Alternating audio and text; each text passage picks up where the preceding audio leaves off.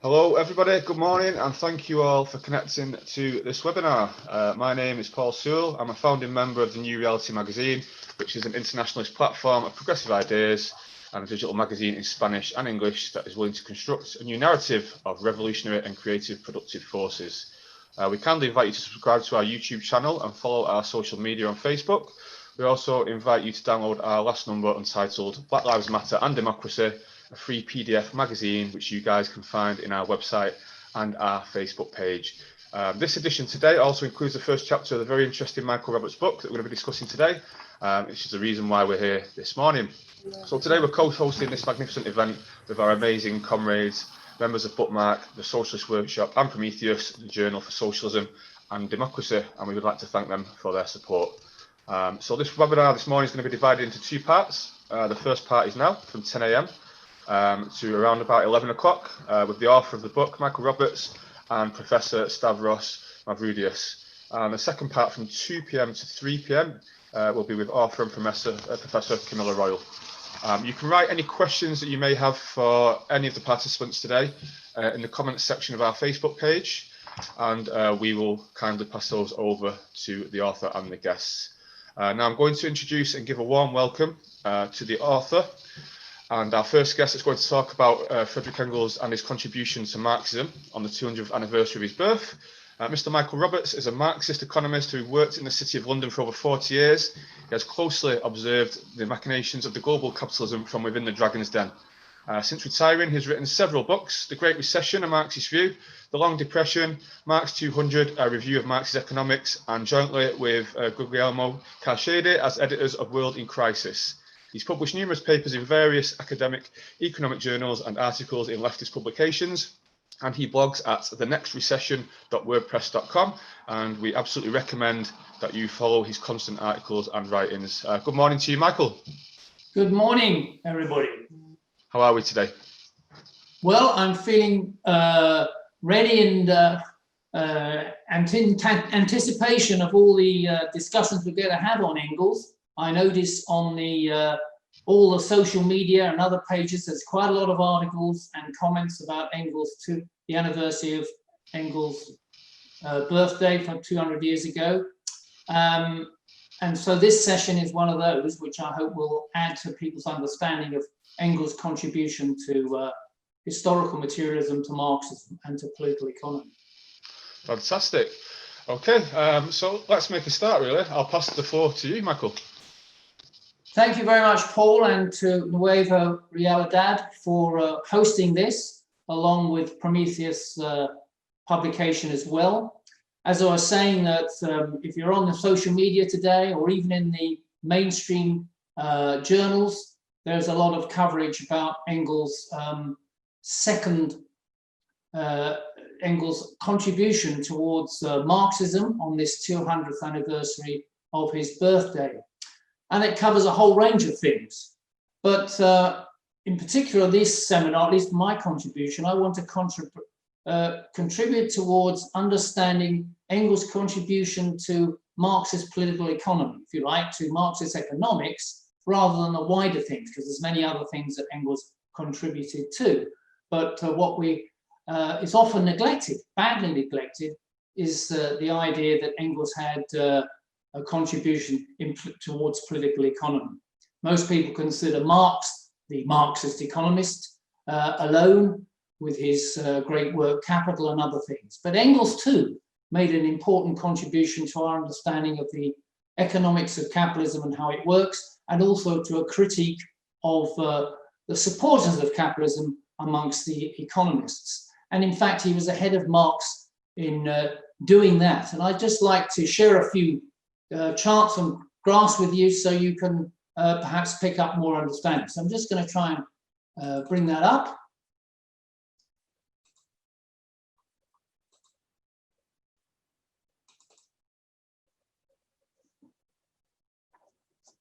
So what I want to talk about briefly in this 15-20 minutes is his contribution towards a political economy.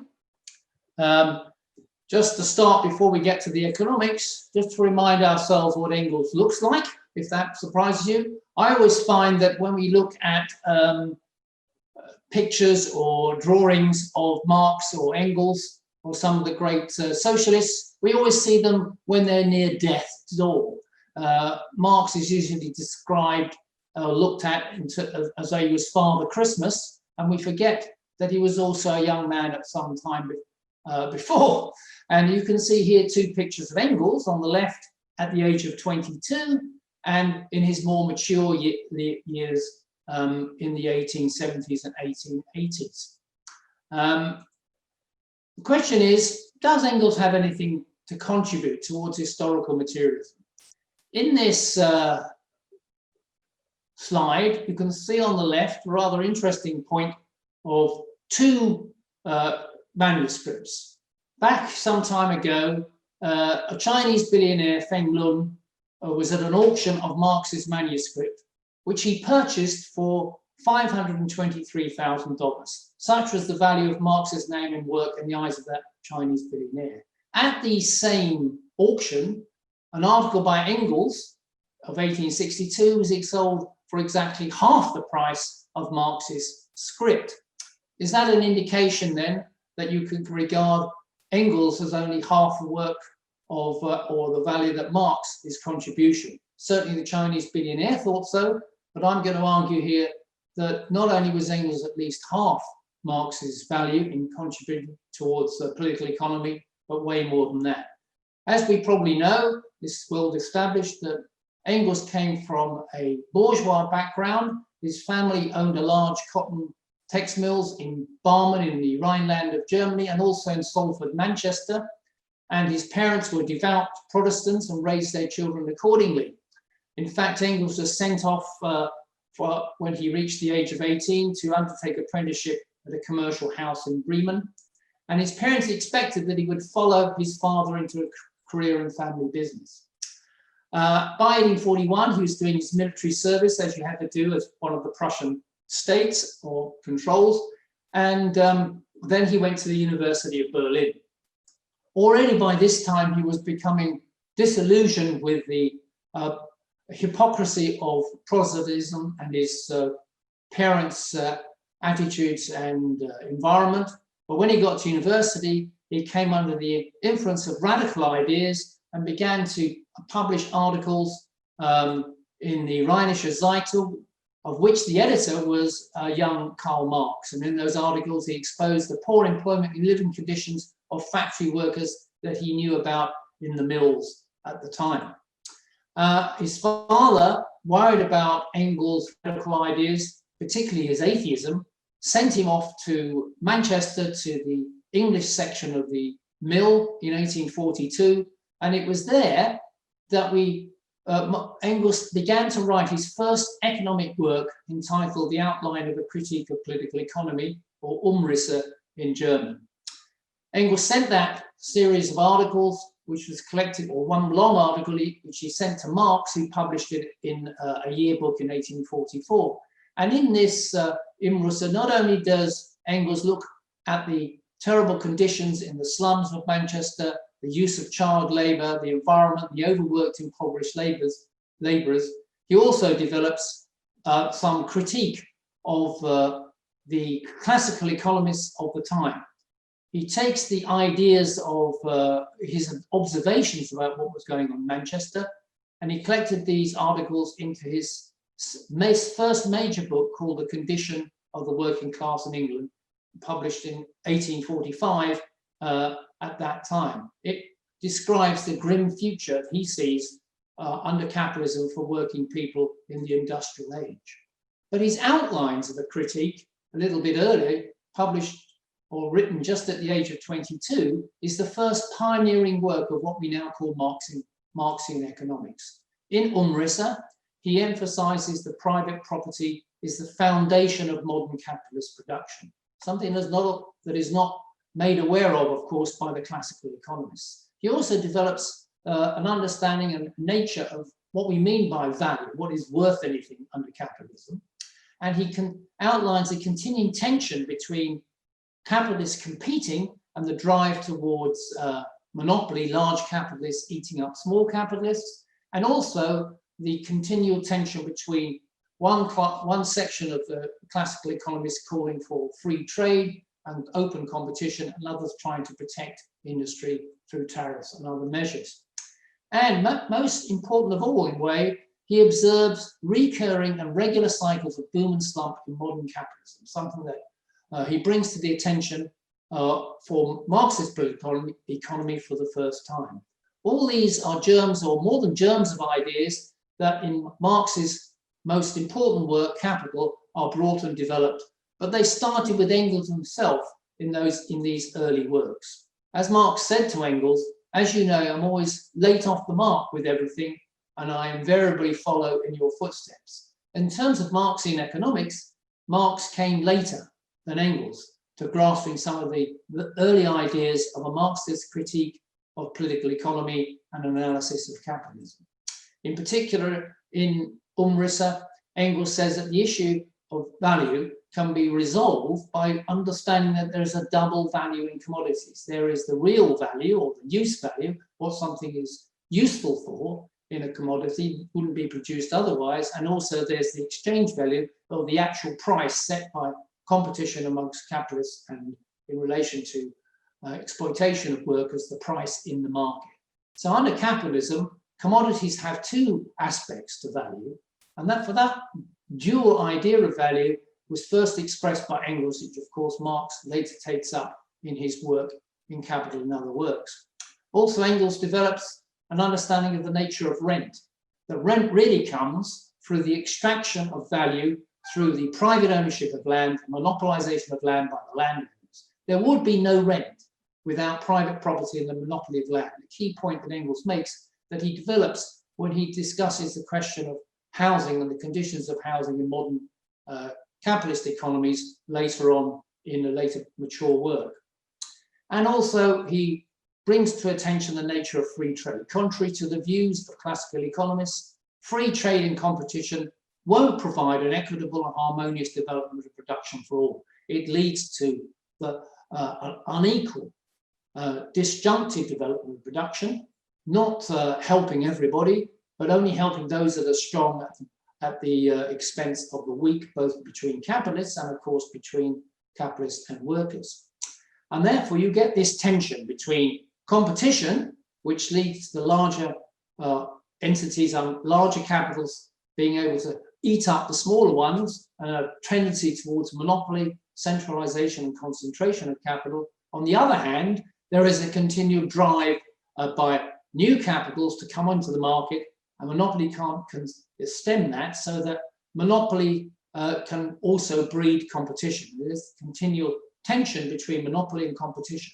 These are all ideas which remain modern and relevant to our understanding of the capitalist economy now. But as I say, above all, one of the key points that Engels makes is the nature of crises in capitalism. The existence of regular and recurring crises in trade under capitalism instead of harmonious growth and competition. As he says, for some considerable time, England has found herself in this crazy position, in this living absurdity, when production is subject to greater fluctuations, and it is bound to be in consequence of such a situation. Then the alternation of boom and crisis, overproduction and slump sets in. The economists have never been able to explain and have an explanation for this mad situation. Of course, they still do not today after the experience of the Great Recession. You can see on the right-hand side, this is a measure by the Bank of England, which shows that there was a regular and recurring cycle of boom and slump in capitalism in the 19th century in England. That second figure is the period that Engels is related to. He thought the average length of the cycle is about 10 years. According to the Bank of England, it's slightly less during that period of about 8 years. Another important aspect in his critique of the classical economists was his demolition of the arguments of Thomas Malthus, the reactionary parson of the early 19th century, who said the reason for crises was that there were too many people in the world who couldn't be fed, creating poverty. So we had to have a cycle of culling the weak and old and poor, so that we could reduce the population and then restart the process of production. This argument that overpopulation is the cause of crises disgusted Engels. He said, am I going to go on elaborating this vile and infamous theory, this hideous blasphemy against nature and mankind? Am I to pursue its consequences any further? Here at last we have the immorality of the economist brought to its highest pitch.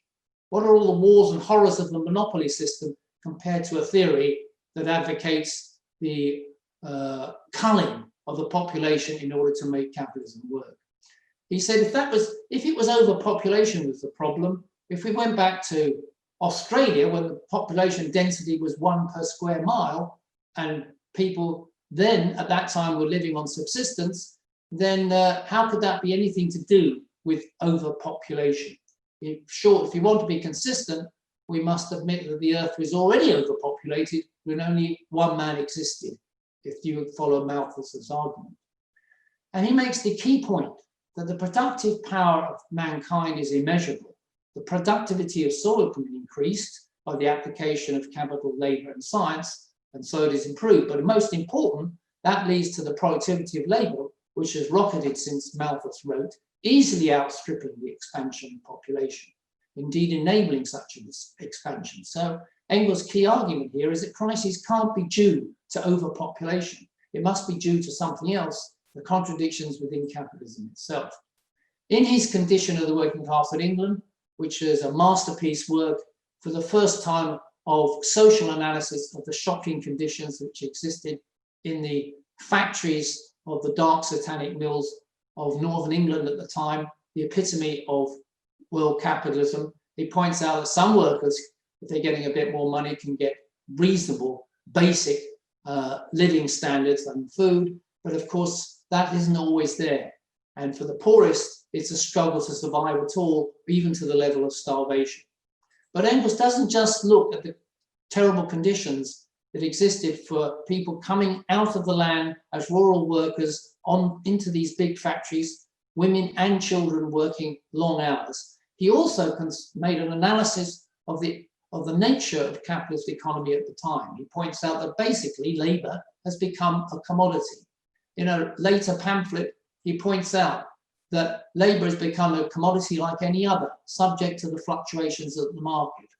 But on average, the wages is equal to the cost of production, namely the subsistence level to survive and reproduce. So for the first time, we have the argument not only is labor a commodity like other commodities, but also its value of labor power is going to be based basically on the subsistence level to survive and reproduce. The average price for wage labor is the minimum wage, that quantum of means of subsistence which is absolutely requisite to keep labor in bare existence as labor. What therefore the wage laborer appropriates by means of his labor merely suffices to prolong and reproduce his bare existence. But Engels makes the point that that subsistence level has a social element. It depends on different conditions in different countries according to the standard of life habitual in that country. So it's not just purely a physical subsistence, but also as a social subsistence. And therefore we get a different view of what is necessary to survive in, say, a modern capitalist economy like England in the 19th century than it was, say, in Africa for the average person. But most important of all, and something which is often neglected, is that Engels is a key supporter of trade unions. He said, without trade unions enabling one set of workers to maintain a comparatively high standard of living, well, non-union workers will be disorganized and powerless. The trade union differential, that the gain that you can get from workers organizing in the capitalist environment to improve their living standards is absolutely essential. Perhaps one of the key categories that Engels raises in this early part of his contribution to political economy is the concept of the reserve army of labor, which Marx took up strongly in many chapters in Volume 1 of Capital. He says that capitalism cannot really develop without sustaining or maintaining an unemployed reserve army of laborers in order to be able to produce masses of goods. This reserve army, larger or smaller, according to the state of the market, means that capitalism can discipline workers, keep wages down, but also have the resources to expand quickly if prosperity grows. So in other words, the labor is a commodity, and it's a commodity that can be used or not used by capitalists by the virtue of their monopoly of the means of production and employment.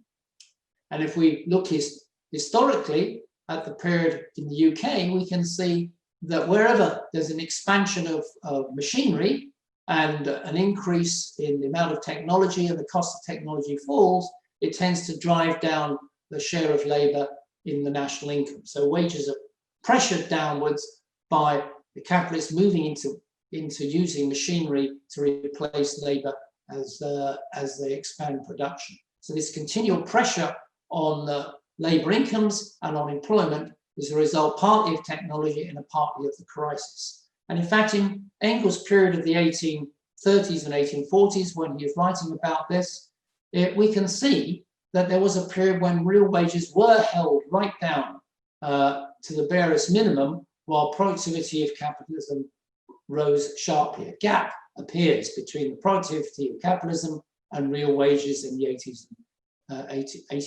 and 1840s. And it would later be called Engels' pause, if you like, where wages are held down and technical progress was the prime mover behind the Industrial Revolution. And that gain in the productivity of labor mainly went to profits rather than wages. But as we now know, that if we have organized trade unions, workers can fight this tendency to drive wages down by organizing themselves to build coordinated power to drive up and hold their wages against capitalism. In the period in the 20th century, we've seen the fall in the union membership after the 1980s, and you can see that produces an increase in the inequality of the top 1% getting a bigger share of national income as union membership falls. This is the UK example that applies to other countries. So the power of, if unions membership is strong, then inequality can be reduced. There is more an equal distribution of income, still not perfectly equal, but more equal. But when union membership falls, the opposite is the case. An important empirical proof of Engels' argument that trade unions are very important to the labour movement. So in sum, Paul, I just want to analyse what Engels said in his early years before Marx wrote anything, before Engels had to stop writing important works in order to support Marx back in London, who was beginning his work on capital. 4 things you might say that Engels is pointing out: that workers under capitalism were not slaves or serfs, but were in fact so-called free labourers. But those free labourers really were just become a commodity. The power of labour was going to be used as a commodity by capitalism. And that product on the labour market, the product of being a worker, was a very important feature of capitalism. And the industrial reserve army, where the life situation of industrial workers fluctuates with the industrial crisis and the cycle. And that is an important understanding of the nature of fluctuations in world markets relative to unemployment. And that the share of labour is always under pressure to decline as capitalists try to expand machinery and replace labour, and therefore discipline labour and drive down the relative share of income going towards labour. In other words, a rise in the rate of surplus value as a long-term trend, or that as Marx developed later on in Capital.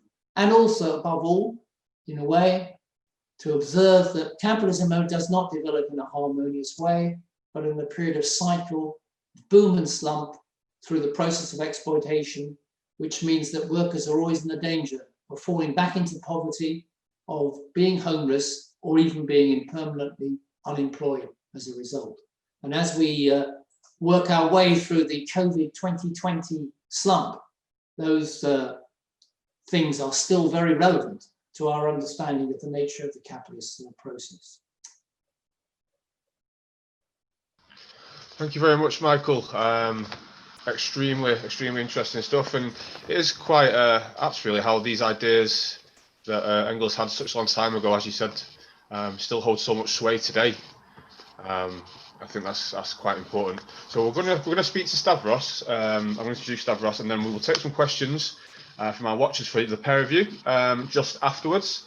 So I want to introduce Stavros now. Stavros Mavroudeas is currently Professor of Political Economy at the Department of Social Policy at Pantheon University. He was previously Professor of Political Economy at the Department of Economics at the University of Macedonia. He studied at the Economics Department of the National Kapodistrian University of Athens, from where he received his BA in 1985. He subsequently studied at the School of Oriental and African Studies at the University of London, from where he received his MSc in Economics. He received his PhD from Birkbeck College, University of London in 1990, and has worked as a lecturer during the mid-90s, assistant professor, associate professor, and professor in political economy at the Department of Economics of the University of Macedonia. His teaching and research fields include political economy, macroeconomics, history of economic thought, labour economics, economic growth and development economics, and Greek economy. He has authored several books in English and in Greek, such as The Limits of Regulation, Greek Capitalism in Crisis, and Marxist Analyses, and also many chapters in collective volumes. So Stavros, over to you. Hello. I'll proceed directly to the subject of my talk, and I'll share my PowerPoint with you. Hang on a minute. Yes, there it is. Okay, hope you can see it. Okay. Now, the subject of my talk is the so-called alleged differences between Marx and Engels. And I'll explain it immediately afterwards. The background papers on which my today presentation is based are the two that you can see here.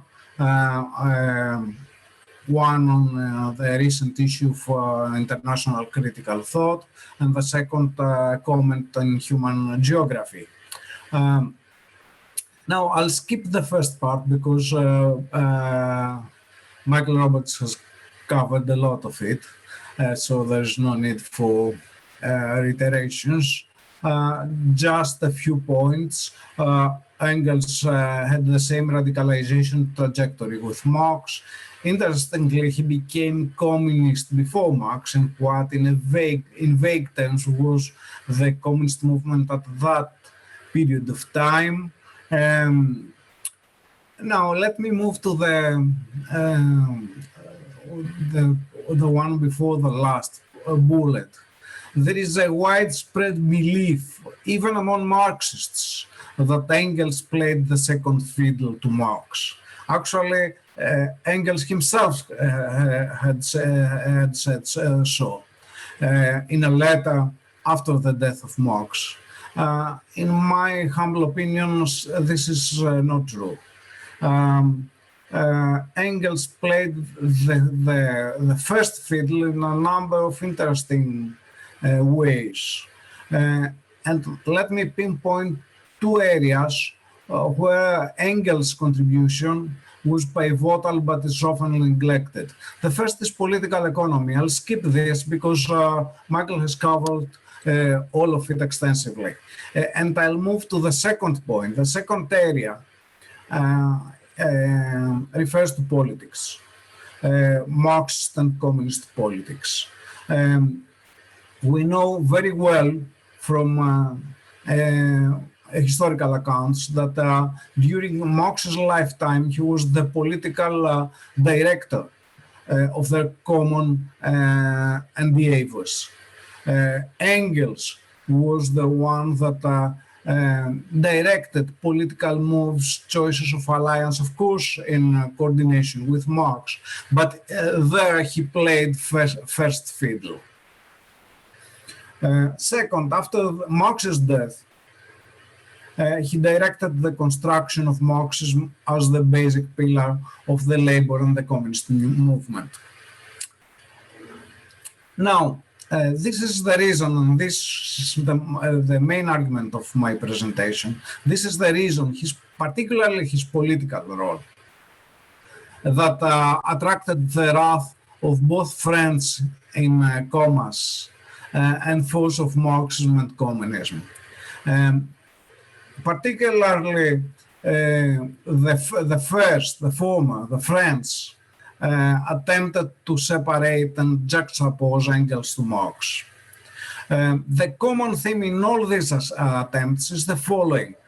They describe Marx as a liberal thinker, a free spirit, versus an Engels that was a devious communist organizer and popularizer. So the free spirit and the critical dimensions of the first were straight-jacketed by the second. Now, we can probably discern two waves of attacks. The first wave took place in 1970s and 1980s, and its main focus was on philosophical issues. Several writers, particularly some of them like Terrell Carver, who have made a pedigree out of working on Engels, maintained that Engels misrepresented Marx's dialectics as a mechanistically objective method. This attack had also at that point of time a rather ultra-leftist allure. It pronounced the supposed indeterminacy of class struggle as opposed to the strict Engelsian laws of motion. Of course, this is a nonsensical argument. Class struggle has its degrees of freedom, but it is not indeterminate, it is not voluntaristic. These and other issues have been hotly debated, and in the ensuing debate it was proven that Engels was consonant with Marx on all these issues. And John Bellamy Foster, for example, gave a brilliant reply to all this, to this first wave of attacks. Now, since the 1990s, there is a second wave of attack on Engels, but now the focus changes. It is on political economy. A typical example is Michael Heinrich, for example, a paper of his, 1996, and then a series of other papers and books. What is the main point of this second wave of attacks on Engels, of this second wave of anti-Engelsianists, is that they argue that Engels distorted capital by making unwarranted interventions during his editorship. And these unwarranted interventions first misrepresent capital as a complete book, whereas it is supposed to be an incomplete research project, according to the anti-Engelsianists always. And second, inscribe to Marx a theory of economic crisis based on the law of the falling rate of profit. Whereas again, the anti-Engelsianists argue that Marx had become agnostic regarding the law of the falling rate of profit. Now, two are the main pillars of this contemporary wave of attacks on Engels. First, the mainly German Neue Marx lecture, NL, and the second, the Straffians.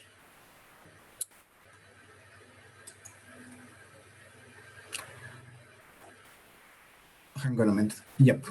Okay. Now, then I'll place the first fiddle. It is being seconded by the Straffians. The reason for this primacy of the NL is very practical. After the collapse of the Soviet Union, the publication of Marx Engels' collected works has passed from the Soviet Union to Germany, to German institutions with German state support. And in these German institutions, the NL plays a dominant role. This means that NL somehow has what can be termed as the holy grail of Marxism in its hands.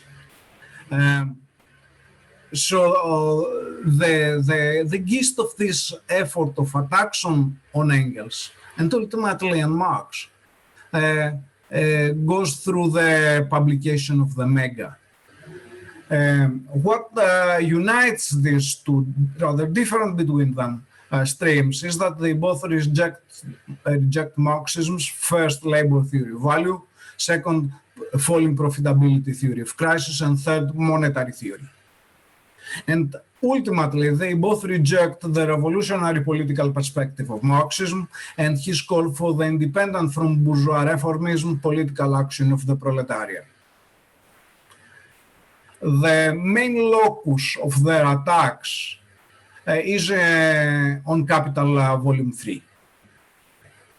They accuse Engels of unwarrantedly intervening in Marx's notes and presenting Capital Volume 3 as a coherent and complete work, although they argue it is an incomplete work.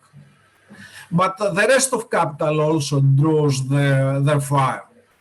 They have a problem with Capital Volume 1, that is, although the labor theory of value, the theory of money, and the falling rate of profit, the law of the falling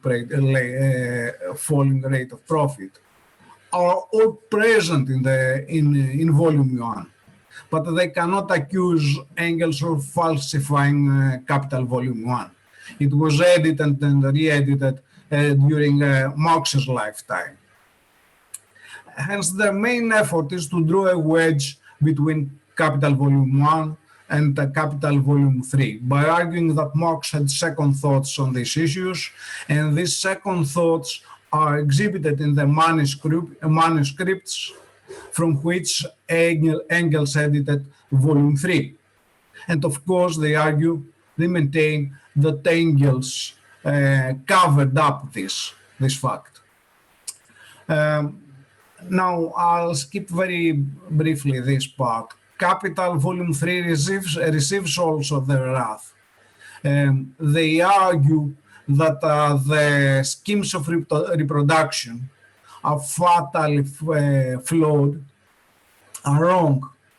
This is pronounced by Gerke in a more formal paper. Roth reiterates it very weakly, since its knowledge of economics is, to say the least, very weak. What Gerke argues is that the schemes of reproduction cannot stand up to modern growth theory, since they do not exhibit steady-state growth. But Rozdolsky, before all of them, has clearly shown that the purpose of the schemes of reproduction were not to conform to modern mainstream growth theory. Other was the purpose of this. And for this purpose, the basic premises of Marx's schemes, that is, the two sectors model and the equilibrium condition between the sectors, are perfectly okay.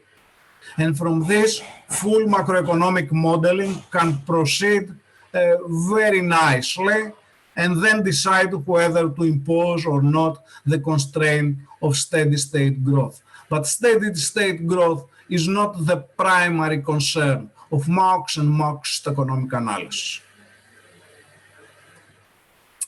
Now, let us move to the Neue lecture. They argue that Engels was a falsifier and Capital is an unfinished and unfinishable project. The main purpose of the Neue lecture is to propose a new reading of Marx against the supposedly rigid schemes of classical Marxist theory. Their roots is in Frankfurt, in the Frankfurt school tradition, Horkheimer and Adorno. It has been inaugurated by Backhaus and Reichelt and continued by Michael Heinrich. Three are the main features of NL.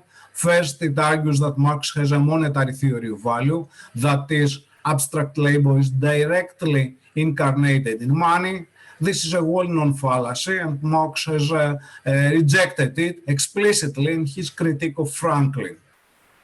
The second main feature of NL is that the state is not an instrument of the bourgeoisie, but although it supports capitalism, it has considerable independence. Thus, NL resorts to relativism and embraces reformist politics of transforming the capitalist state.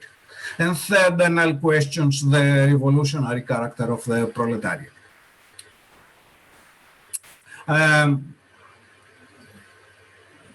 Now, in economic terms, in its economic analysis, NL draws a lot from the so-called value form theories. I'll skip this also very fastly because I presume it's well known. Value form theories argue that value is a form without a content. That is, exchange relations in capitalism take primarily the monetary form, and they do not have necessarily a content, that is labor and labor time. They consider Marx's socially necessary labor time as a Ricardian rust. Now, this issue has been hotly debated and has been replied and rejected by Marxist economists. I'll skip this because I presume they are very well-known issues. Now, then NL takes this second version, that is the direct, it does not discard value as such, but it says that value is directly identified with money. This is Franklin's opinion. We know it's problematic, both empirically and also analytically. Marx has explicitly argued against this and has argued that money depends on labor. Labor constitutes the immanent measure of value, and then this immanent measure of value is through a series of mediations expressed in the external measure of value, money. Now, how the NL proceeds to attack Engels on all these issues. Roth is a typical but also very weak example. She argues that, but she has a very important role in the mega. She argues that Engels had no essential part in the analysis of Capital, Volume 1. He was merely an editorial assistant, and Capital in general. He was merely an editorial assistant. Then she argues that Marx had mixed levels of investigation in analyzing the relationship between constant variable capital and surplus value and the rate of profit and surplus value. This means that Marx was methodologically and analytically non-consistent. It's a very heavy accusation, particularly for a person so heavily educated in methodology and philosophy like Marx. And then, and she says so because Marx used in his notes different notations and used different arithmetical examples. From this, he shyly concludes that Marx had not a concise and finished version of the law of the falling rate of profit. Now, both these arguments are unsustainable. Marx's law of the falling rate of profit exists in several publications and span several years, and the argument that it had not standardized notation and experimented with several different arithmetical experiments in his notebooks is not a proof. Everybody does this when he does research. What it matters is the final outcome. Now, Heinrich is the big gun of the NL. He argues that first Engels made significant modifications to Marx's writings, despite his own claim to have restricted his role to one of faithfully presenting Marx's own work. These modifications changed radically Marx's test, which Engels presented as a coherent work. Whereas for for Heinrich, Marx's thought was far more ambivalent and much less developed, and it is doubtful whether the materials were available to complete Capital. So he concludes that Capital is an unfinished, but also an unfinishable work. Now, in textual matters, Heinrich does not do the dirty work. He resorts to Wolfgang and Zungel. Wolfgang and Zungel work on the Mega project, and they have published a paper producing several textual arguments where they purport that they found that Engels falsified Marx. Now, a closer reading of their arguments shows that their arguments are insubstantial and they are mainly interpretational sophistry. I'll skip this for reasons of brevity, just to say that Vygotsky and Naron in another paper have very accurately criticized Wohlgraf and Zungel, and show their sophistry, and also accurately pinpointed that Wohlgraf and Zungel do not understand the historical character of Capital 3 and for trying to put themselves in Engels' boots as modern editors of Capital. Now, the main focus of Heinrich is on crisis theory. He boldly declares that after 1865 he had found evidence that although Marx made no more explicit reference to the law of the tendency of profit to fall, he, Heinrich that is, have found indications that Marx no longer adhered to this law. What he offers as textual evidence is totally irrelevant. For example, he refers to a passage where Marx argues that there can be an increasing value composition of capital with an increased profit rate. This is well known. We know it. We know also very well that the law of the falling rate of profit depends on the organic composition of capital and not on the value composition of capital. And Ben Feind and Alfredo Saad-Filho have also shown very convincingly how under certain circumstances the value composition of capital and the technical composition of capital are expressed in the organic composition of capital.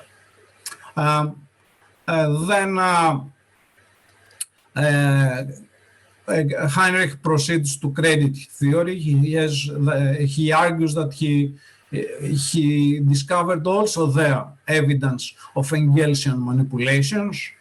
He argues that Marx opted for not discussing credit theory at the highly abstract of capital, but at a lower level linked to a number of historically specific institutional factors.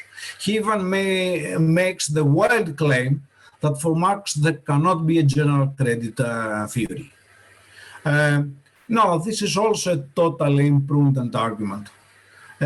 Marx in many places has shown that credit is part and parcel of his theory of money, and his theory of money is an organic part of the analysis of capital.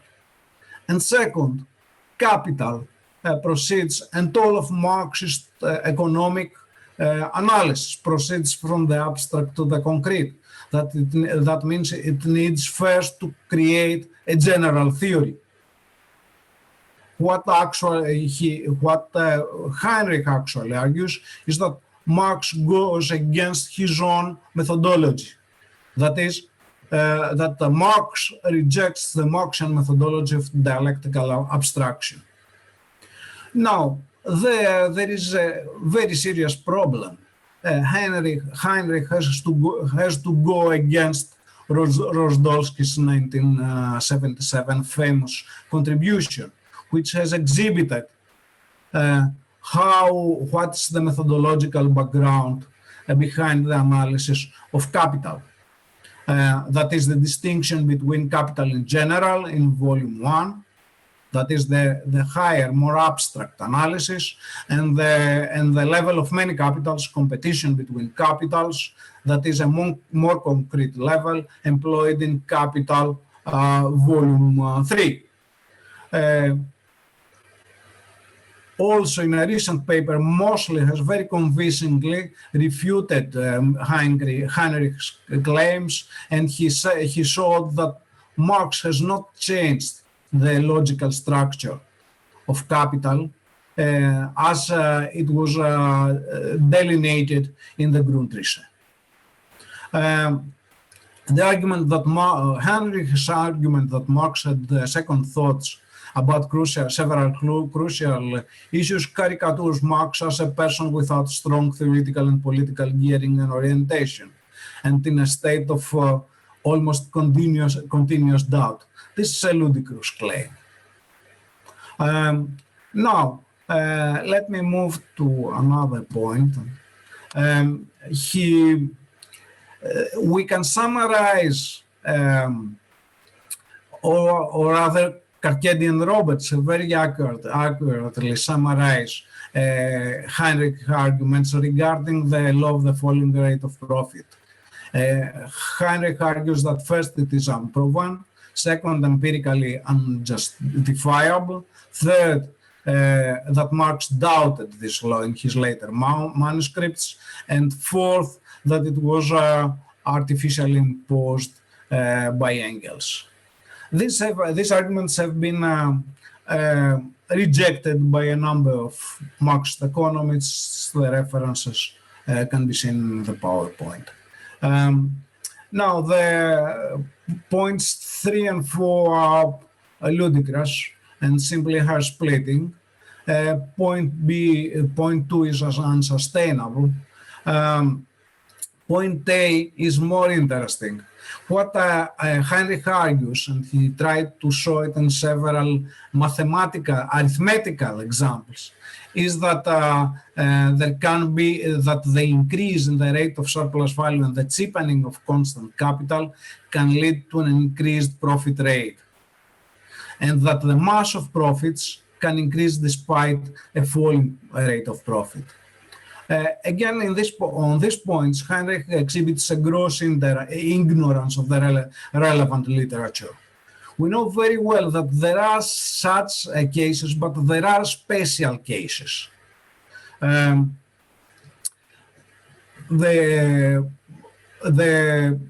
on, let me move to the second thing. Regarding the increase of the rate of surplus value, we know that this is a counteracting tendency. We know also that this counteracting tendency can operate within certain limits. There are arithmetical simulations, and there are also models that have shown this. For example, a paper by Broff and Brenner and Wolfs on 1984, another by myself and Ioannidis, 2006. The main point regarding both the increase of the rate of surplus value, that is the rate of exploitation, and the cheapening of constant capital is that both these counteracting tendencies can operate only for a small period. If you extend the arithmetical simulation from a point in time and afterwards, they need to increase at extremely high rates that are totally unrealistic. They are not sustainable. So the counteracting tendencies, they are not the main tendency. The same also holds regarding the increasing mass of profits. This has also been proven by Marx, has observed in reply to that. Henry Grossman and many others, Anwar Shaikh and others, have also shown that this is a counteracting tendency that cannot exist for too long. Now, the Sraffians play second fiddle. They jumped into the NL bandwagon. Their perspective is not so much textual scholasticism, but economic analysis. The controversy between Marxism and Sraffianism is well known. Two main points. Sraffians reject the labor theory value and the law of the falling rate of profit. So the Nels hijacking of the mega project enabled the Sraffians to push forward once again their theory. Heinz Kurz, a prominent Sraffian today, argued that the mega edition is a watershed in interpreting Marx. Um, and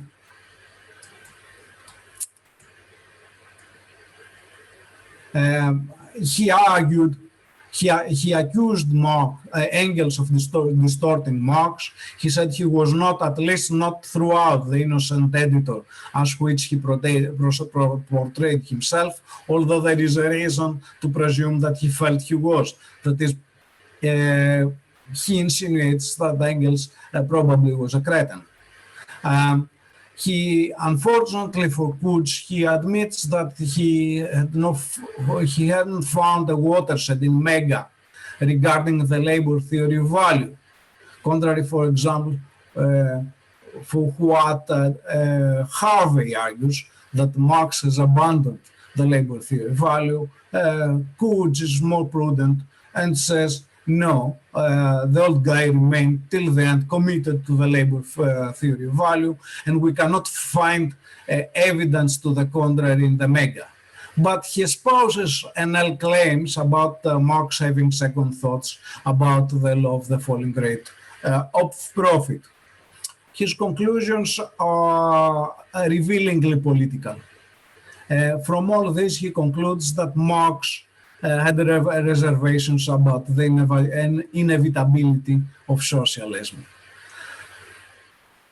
I'll skip this and let me come to the conclusions. The main problem, the main reason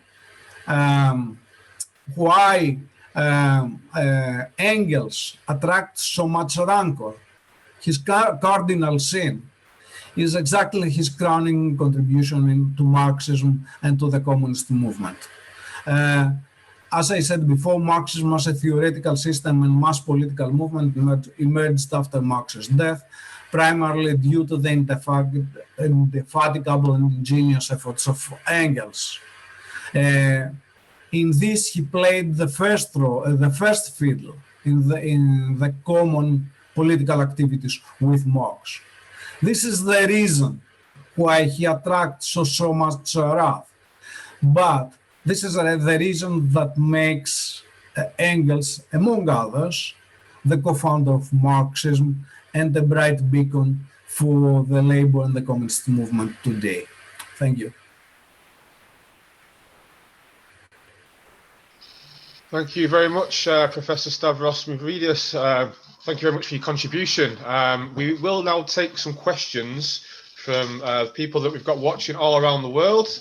And thank you to the people that are watching on the Revista Nueva Realidad Facebook page, and also live streaming on Michael Roberts' blog, his Facebook page as well, which is fantastic. So we're going to go over to some questions and some chats first of all. The first question is to both of you, and whoever wants to answer first can, no problem.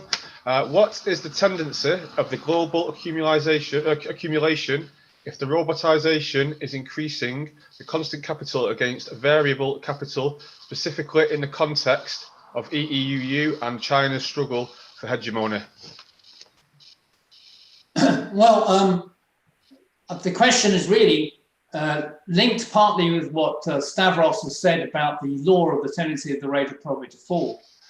So I'm sure Stavros will have plenty to say on this as well. But I think the questioner is really saying, look, if the modus vivendi of capital accumulations, capitalists are trying to reduce the amount of labor time they use, to reduce labor costs as much as possible, and to replace labor with machinery, new technology, which displaces labor and increases the productivity of labor as well.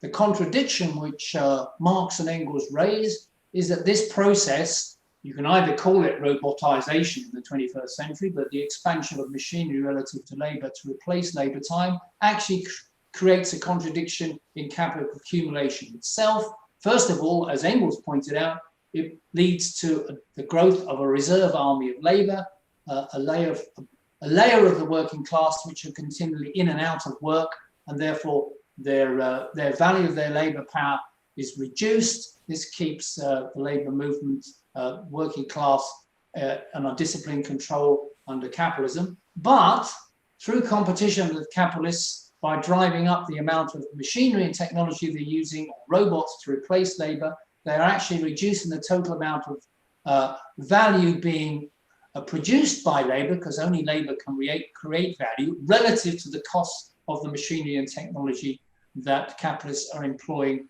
with the money that they've already got. So there is a tendency for the rate of profit to fall.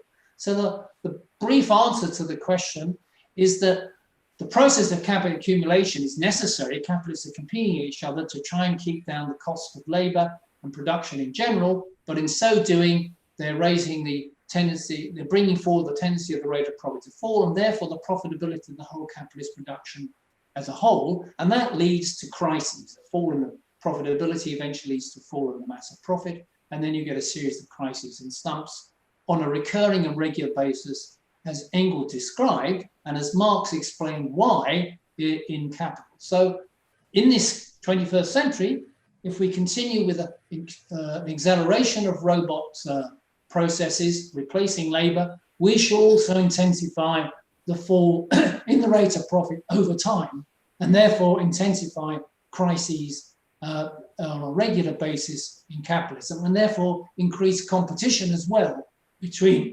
Europe, between China, and between US, which is now going to be the major competition and rivalry amongst the big economic powers in the 21st century. Okay, Well, fantastic. Thank you for that answer, Michael. And Stavros, over to you. Well, I agree with Mark, but let me add a couple of points. First, the eternal capitalist dream is a factory without workers, because worker is a human being, and he tends to be disobedient. Now, this dream is a fantasy. It cannot exist a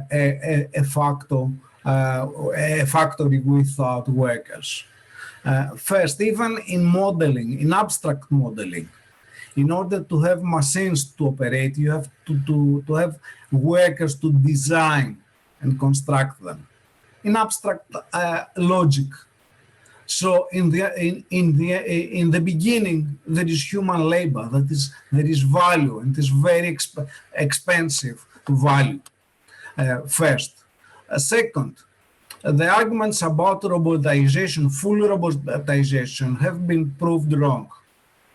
The first they emerged was back in the 1970s regarding automotive industry, car industry. There is a famous study then regarding a supposedly very advanced factory by Fiat, if I remember well, in northern Italy,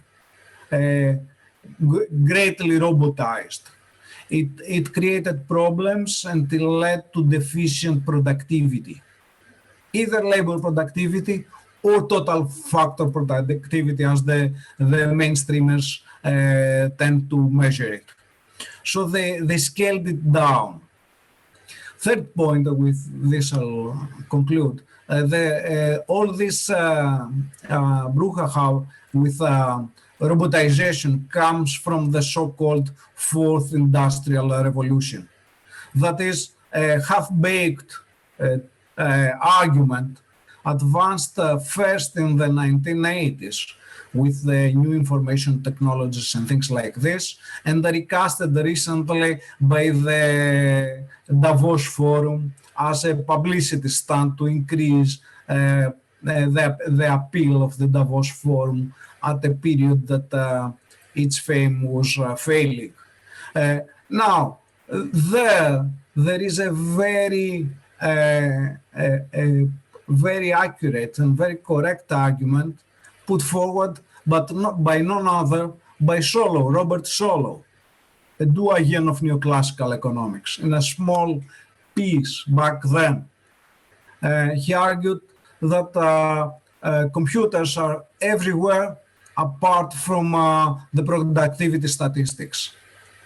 That is, how can you have an industrial revolution, meaning the mass introduction of robotization and so on, without having an increase in productivity, either labor productivity or total factor productivity? Both of them are failing, not increasing. So what industrial revolution? So I think there is no such case. It's a capitalist dream, but no, it cannot stand up to reality. Okay, thank you very much for answering that question, guys, and thank you very much, Chris, for sending that question in to us. If you'd like to send some more questions, we're going to go through a few more now for you guys, but if anyone else out there who's listening and watching would like to send some questions in, you can do that on the Facebook pages that we're currently streaming on, which is Michael Roberts' blogspot page, and also Revista Nueva Realidad on our Facebook page as well. So I've got another question for you guys from Ulysses, and the question is, if the falling rate of profit can coexist for a period with an increasing mass of profit, what is the limit point of accumulation in this pandemic era? The coronavirus brings more space for the tendency of mass profit accumulation? Question mark. You want to take that first, Stavros? Yeah, it's an intriguing question. First, in abstract modeling terms, it has been shown, for example, by Henry Grossman in his first simulations, that whereas there is depending on the numbers you are using, okay, because this is an numerical simulation. Depending on the number you are using, the absolute numbers, that is, when the trend for a falling profitability starts, it can coexist for a period with an increasing mass of profits. But from a point in time and afterwards, it requires, in order to keep a steady state of accumulation, you have to increase illogically, with a growing rhythm, the rate of investment. So this at some point exhausts the available funds, and at this point the mass of profits start to decrease, and the crisis sets on. This is the presentation made by in the Grossman model. In more abstract terms, the same thing has been proven, for example, by Anwar Sheikh and many others. So in theoretical terms, this is a non-issue. And Heinrich doesn't know the literature or does not understand it. Now, in practical terms, what happens in the 2020 coronavirus slump, you have to make some projections, and I have not ready the numbers, at least now. I make 2 points. First of all, the questioner should look at Marx's Capital Volume 3, where he deals with the question, what he called, in a way, a double-edged law of profitability. That you get a period when the rate of profit can be falling, but the mass of profit is rising. And in fact, as capitalists try to expand production to compensate for a falling rate of profit, there's an increase in the mass. That's particularly the case to begin with. But eventually, if the rate of profit is still falling on a sustained basis, this will produce, as Stavros says, and as Grossman says, a fall in the mass of profit. And at that point, Marx says this is like the absolute overaccumulation of capital. We've now reached a point where any increase in investment actually leads to a fall in profit. And that is, as it were, the point, the threshold point where you're going to enter a crisis of capitalist production as expressed through a fall in capitalist investment, and then for their employment, and then in people and workers' wages and so on, and you go into a spiral of a slump, which can only be resolved in the crisis by creating the conditions for a new rate of profit. So the answer to the question is that it's the double-edged law of Marx, which he describes in Volume 3, but empirically we can show that to be the case. And as Stavros says, numbers of people have shown the empirical evidence that the process of crises are usually preceded by a slowdown, a fall in the rate of profit, but also a slowdown and an eventual collapse in the mass of profit. And they show that empirically for several of the slumps in the post-war period in modern capitalism. So the law of profitability also relates to the question of the mass of profit. Okay, fantastic. Thank you very much for those answers, guys. We do have one last question. This is from Marco, who's watching over in Italy, and he's asking about the slides that you guys used during your presentations. Will they be available anywhere for him to have a look at after the webinar's finished? Of course they will. I'll be putting them up. Also, I just see as a question come up from Connor Hodgson-Brunich about fictitious capital. All I would say to Connor is, in the second seminar, they'll be dealing with the question of fictitious capital and that issue. So perhaps it can come back at 2 o'clock and we can go further to answer that question. And Stavros, will your slides be available? Yeah, I've already shared them in the chat. Fantastic, that's And great. I'll send them to Michael. Perfect, so they'll be available on Michael's Facebook page as well. Okay, we're going to leave it there now for this first session. So I'd really like to thank you, Professor Stavros Mavroudeas, for joining us. Thank you for giving up your time. It's been very informative. It's my pleasure. No problem. Michael, I believe you will be addressing some comrades over in Russia very shortly. Yes, I'm now going to talk to the University of Moscow about more or less the same thing, but I only have 12 minutes to do that, Paul, so you can see how fast I'll speak. No problem at all. We'll be checking that out. You can join us again at 2 p.m. Where we'll be joined by Professor Camilla Royal. Also, we'll be contributing to the webinar, and of course, Michael will be back with us then. Enjoy your very brief trip to Russia, Michael, and we'll see you at 2 o'clock. Thank you. Bye. And thank you, Stavros. We'll see you guys at 2 o'clock. You can see us again on the aforementioned Facebook pages. Thank you. We'll see you then.